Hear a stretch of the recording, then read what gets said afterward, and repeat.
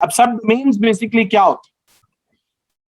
ठीक है, इसका एक आइडिया मैं आप लोगों के साथ शेयर करता हूं। अब आप लोग न्यू बीज हैं और आप लोग अभी मार्केट जाएंगे काम लेने के लिए, तो ऑब्वियस सी बात है कि आप जिस भी क्लाइंट के पास जाएंगे वो क्लाइंट आपको सबसे पहले डिमांड करेगा जी कि हमें कोई सैंपल्स दिखाएं।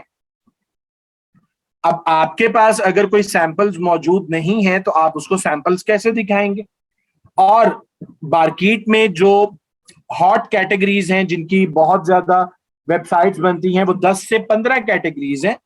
तो अगर आपको 10 से 15 सैंपल्स बनाने पड़ जाएं तो आप उनके लिए डोमेन और होस्टिंग परचेज करें, तो ये आपकी बहुत अच्छी जो है, अच्छी खासी आपकी इन्वेस्टमेंट हो जाएगी। आपको 30-40 हजार रुपया इसके ऊपर इन्वेस्ट करना पड़ेगा। अब मैं आपको बताता हूं जी कि हम इस पर्पस के लिए क्या करते हैं कि हम सब डोमेन क्रिएट कर लेते हैं। सब डोमेन क्या होता है? देखिए, जहां पर भी सब का वर्ड आता है तो आपके माइंड में फौरन क्लियर हो जाना चाहिए कि यहां पर पेरेंट एंड चाइल्ड का कॉन्सेप्ट है।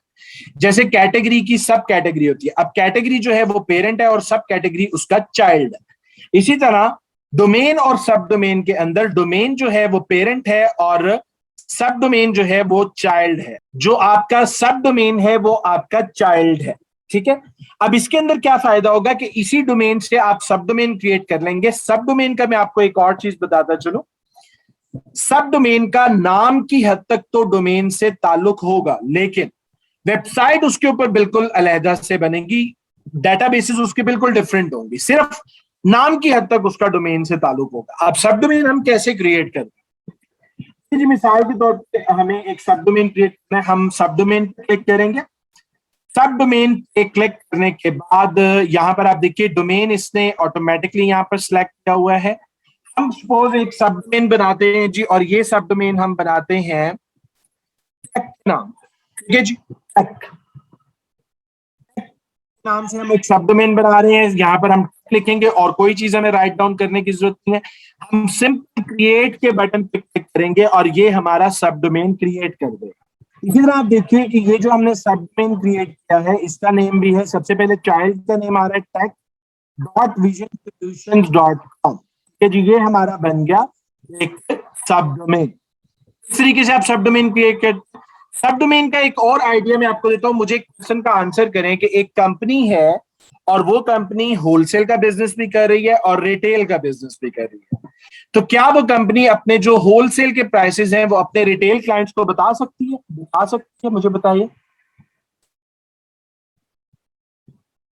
एग्जैक्टली, वो अपने रिटेल के कस्टमर को अपने होलसेल के प्राइस में दिखा सकते हैं। अब जिससे आप देखिए हमारी एक कंपनी है, ये कंपनी है जी किनारी के नाम से। किनारी की जो मेन वेबसाइट हमने डिजाइन एंड डेवलप की है, उस पे तो हमने प्राइसेस अपनी ओपनली यहाँ पे मेंशन कर दी है। देखिए 1950, 1950, 2250, 2250, ठीक है, हमने ओपनली अपने यहाँ पर प्राइसेस जो है वो मेंशन कर दी। अब होलसेल के लिए हमने क्या किया है, हमने यहाँ पर एक रिसेलर होस्टिंग पैनल बनाया है, reseller.kinari.pk के नाम से। ये पैनल मैं आपको दिखा देता हूं। ये पैनल आप देखिए पासवर्ड है। अगर किसी के पास यहाँ पर यूजर नेम और पासवर्ड नहीं है तो वो हमारे इस पोर्टल को एक्सेस नहीं कर सकता। तो इसके लिए भी सब डोमेन यूज होते हैं। अब आपको होपफुली जी क्लियर हो गया होगा कि सब डोमेन क्यों यूज होते हैं।